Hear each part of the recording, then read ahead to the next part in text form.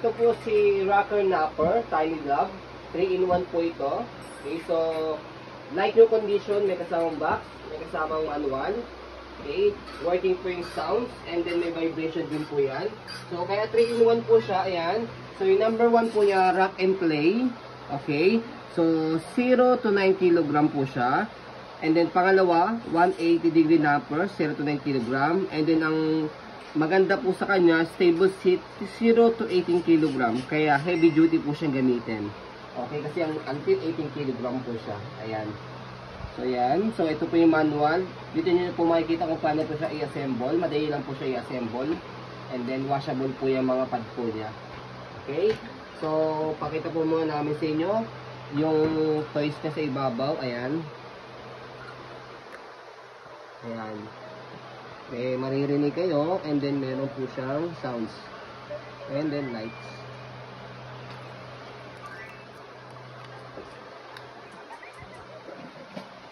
Ano yung lights? Yan.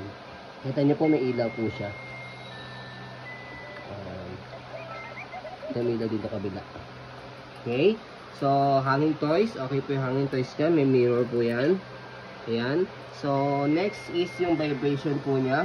So, ito yung battery nito is AAA po, tatlong AAA. Tapos dito po malaki po yung battery po niya. Dito po siya tinatanggal. So, yan yung vibration. Okay, ito yung vibration niya. Yan. Hindi rusty. Apo. So, yan. Nag-vibrate po yan. So, Hindi kasama battery. pakita po muna namin sa inyo kung paano po yung rock and play. So, rock and play, dito po siya ina-adjust sa ilalim. Meron po siya adjustan. So, nakaganyan po siya. Yan, rock and play. Kaya po rock and play, nag-rock po siya. Yan, habang naglalaro. Okay. So, next is 180 napper. So, dito rin po siya ina-adjust.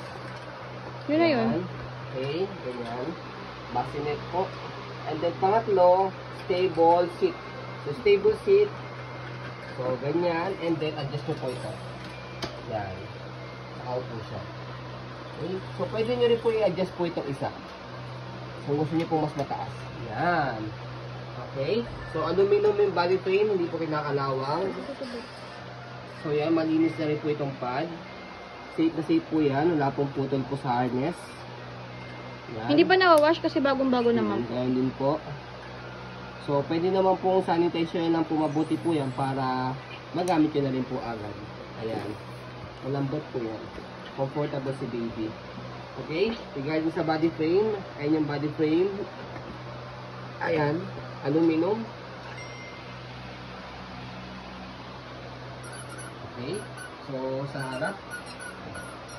Ayan. So, pagdating sa likod, sa kabilang side, ayan yung body frame. And then sa likod, ayan.